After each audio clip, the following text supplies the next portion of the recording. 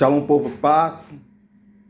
Bora continuar? Então, primeira parte da aula, eu comecei a fazer a leitura da divisão do reino após a morte de Salomão, em 1 Reis, capítulo 12.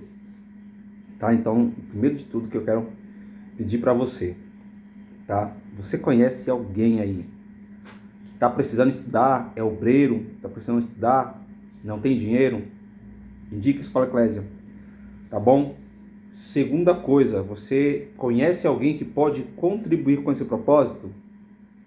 Indica a Escola Eclésia também, tá bom? Pode passar meu número, meu contato, nossas redes sociais, e tudo vai dar certo em nome de Jesus. Deixa eu ajustar aqui, que como tá Ivo, vamos um pouquinho mais pra cá. Oi, é isso aí, tá bom? Então vamos continuar, vamos fazer a leitura? Foi Roboão a Siquém, pois todo Israel se reunira ali para fazê-lo rei. Presta atenção. Todo Israel falou assim: Roboão, a gente vai fazer a sua sucessão. Ouvindo isso, Jeroboão, filho de Nebate, que ainda estava no Egito, para onde fugira de diante do rei Salomão, voltou do Egito. Então isso remete um pouquinho aí a casos de família, tá? Então, no final das contas, Jeroboão fugiu porque ele já tinha tentado tomar o reino aí, tá? Casos de família. Assim mandaram chamá-lo, e Jeroboão e toda a congregação de Israel vieram a Roboão e lhes disseram: teu pai agravou o nosso jugo, mas agora alivia a dura cerviz de teu pai e o seu pesado jugo que nos impôs, e nós te serviremos. Então, o que eles estão falando? Olha, cara, alivia. Dá uma água pra gente aí. A gente, em gratidão, nós vamos servir você, como servimos seu pai. Se nós servimos seu pai debaixo de jugo, imagine o que a gente vai servir você. Era isso que eles estavam falando. Tá? Respondeu Roboão: ide-vos até o terceiro dia, e então volta a mim. E o povo se foi. Teve o rei Roboão conselho com os que estiveram na presença de Salomão, seu pai, quando este ainda vivia. Como aconselhais vós se responda a este povo? Responderam eles: se hoje te tornares servo deste povo, e o vos servires, e respondendo-lhe disseram boas palavras, serão teus servos para sempre. Ele, porém, deixou o conselho que os anciãos lhe deram, e teve conselho com os jovens que haviam crescido com ele, e que assistiam diante dele. E lhes perguntou: o que aconselhais vós que respondamos a este povo? O que me dizem? Alivia o jugo que teu pai nos impôs? Os jovens que haviam crescido com ele lhes disseram: assim falarás a este povo que disse: teu pai fez pesado o nosso jugo, mas tu alivias sobre nós. Assim lhe falarás: meu dedo mínimo é mais grosso do que os lombos de meu pai. Assim que, se meu pai vos impôs jugo pesado, ainda eu aumentarei o vosso jugo. Meu pai vos castigou com açoites, eu vos castigarei com escorpiões. Amém? E aqui você segue essa leitura, tá bom? Leitura obrigatória, 1º e 2 Reis, 1º e 2 Crônicas. Então a gente vê aqui um princípio muito básico de governo. Quando você oprime demais um povo, você tem uma rebelião. Quando você oprime demais um povo, você tem aí um revés político.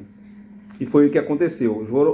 Jeroboão, então, aproveita a imaturidade de Roboão como rei, a insensatez de seus conselheiros mais novos, e ele agora faz um racha no reino.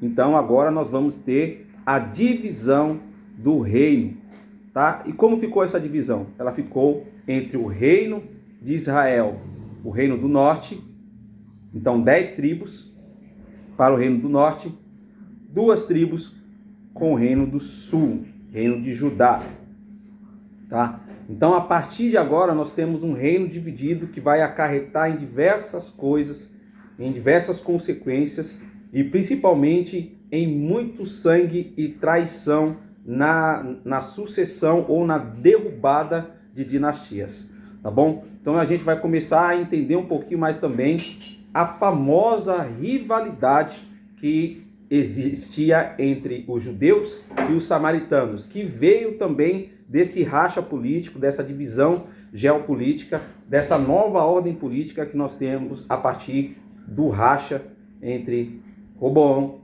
e Jeroboão, tá? Então a gente precisa entender que aqui desse lado norte, de vez em quando eu troco isso, é um pouquinho difícil também para as pessoas lembrarem. Então vamos tentar lembrar aqui. Reino do Norte, 10 tribos se uniram a Jeroboão, tá? E instituíram ele como rei. Então, os rebeldes em si, que se rebelaram contra Roboão, eles falaram assim, Jeroboão, nós vamos estabelecer você como rei. Então, você governa sobre Israel. Beleza? Então, esse vai ser chamado aí de governo do norte. Quando você ouvir falar do reino do norte, então lembra, Jeroboão começou a reinar e são 10 tribos de Israel que se uniram a ele, tá? Então, com isso, vai acontecer muita coisa ali no reino do norte, principalmente porque estava no controle de Deus. Quando Roboão foi questionar a Deus, e foi unir um exército, Deus falou assim, ó, isso está debaixo da minha vontade, do meu governo. Deixa do jeito que tá tudo bem. Mas só que Jeroboão, embora ele tivesse ali debaixo da autoridade de Deus, para haver essa divisão do reino, não foi instruído para ver a divisão da religião. Ou seja, era para ele ter continuado reinando e indicando ao povo um único Deus, Yahvé.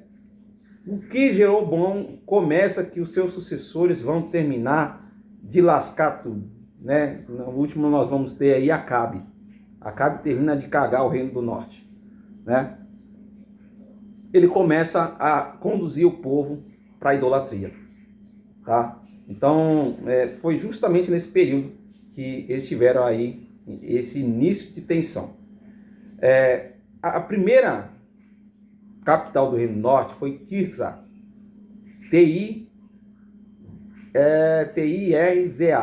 Tirza, tá? E depois ela passou a capital para Samaria.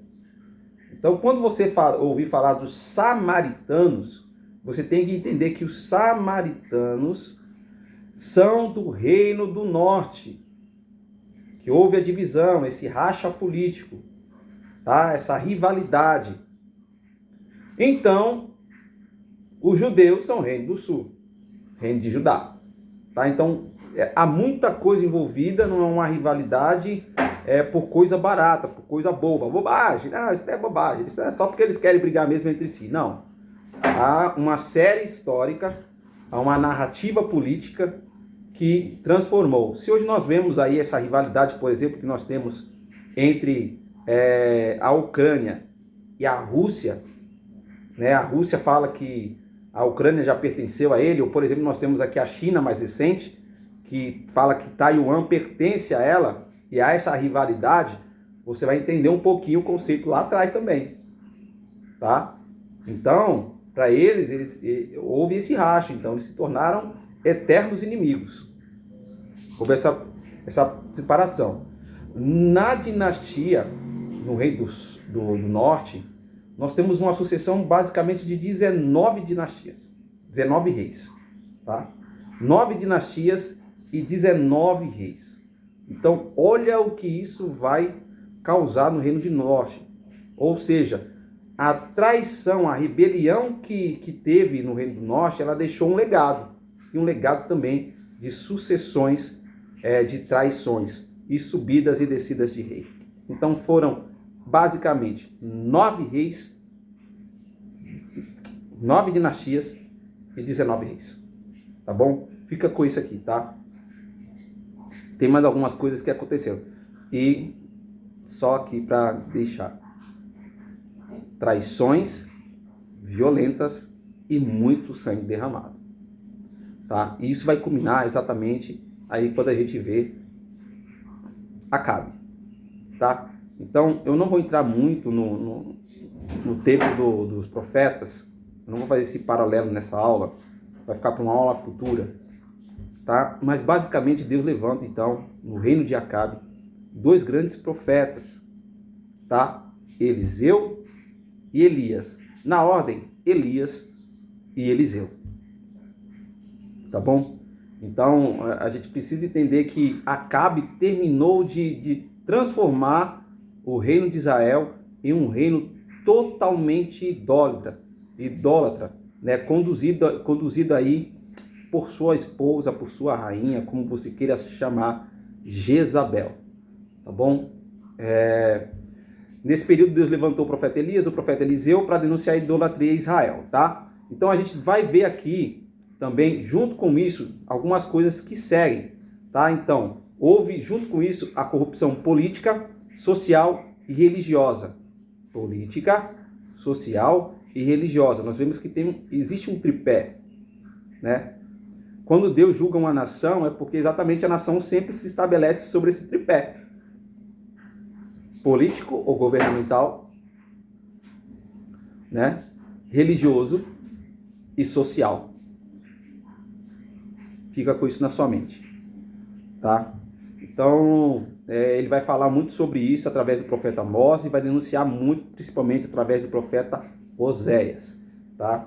Então, o que a vida de Oséias vai mostrar? Exatamente esse período de corrupção, idolatria e traição de Israel como povo, né, a Deus, a Yahvé. Então, por isso que Deus ele vai pegar a vida de Oséias e vai falar assim, ó, casa com uma mulher adúltera.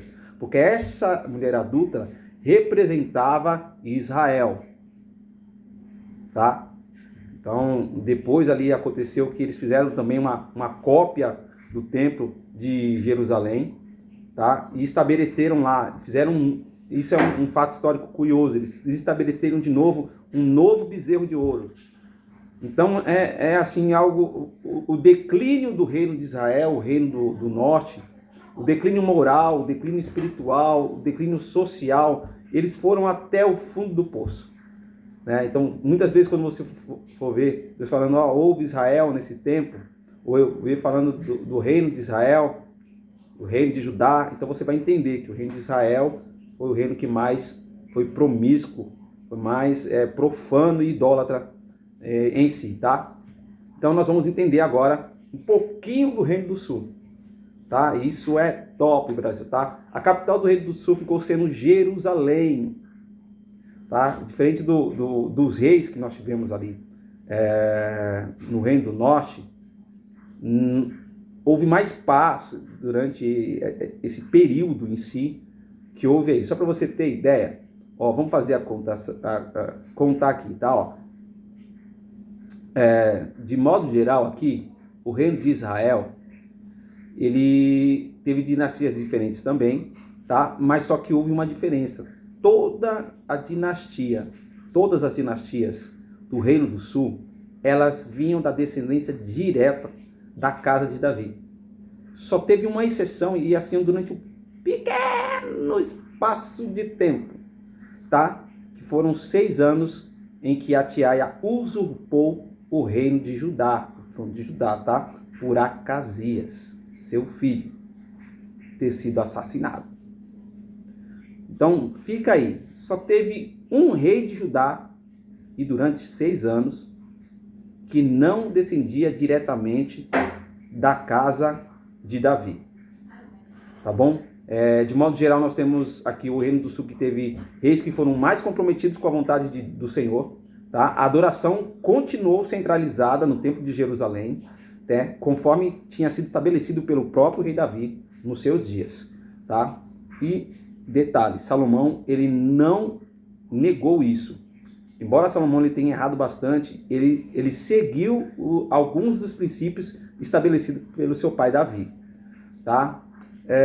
Nós tivemos um pequeno problema problemas de idolatria também, tá? Então, por várias vezes, o impertinente Reino do Sul foi avisado pelo Senhor através dos profetas acerca do juízo iminente que seria derramado por causa do pecado. Uma outra característica que a gente precisa entender é que nessa divisão do reino, os sacerdotes ficaram todos basicamente no reino do norte, tá? No reino do norte. Enquanto em sua maioria os profetas fugiram para o reino de Judá. Então os sacerdotes corruptos, ficaram todos no bolso dos reis do norte. Enquanto em si os profetas, os amigos de Deus, correram para o reino de Judá. Tá bom? Para o reino do sul. Então, quem foram eles? Joel, Isaías, Miqueias, Sofonias, Jeremias e Abacuque, né? Foram os profetas do reino do sul antes da sua queda. Tá bom? Durante o tempo do exílio, Deus também levantou os profetas Daniel e Ezequiel. E após o exílio, nós temos o profeta Ageu, Zacarias e Malaquias. Todos esses profetas do reino do sul. Então, lembre mais uma coisa. Reino do norte ficaram com a maioria em si dos sacerdotes.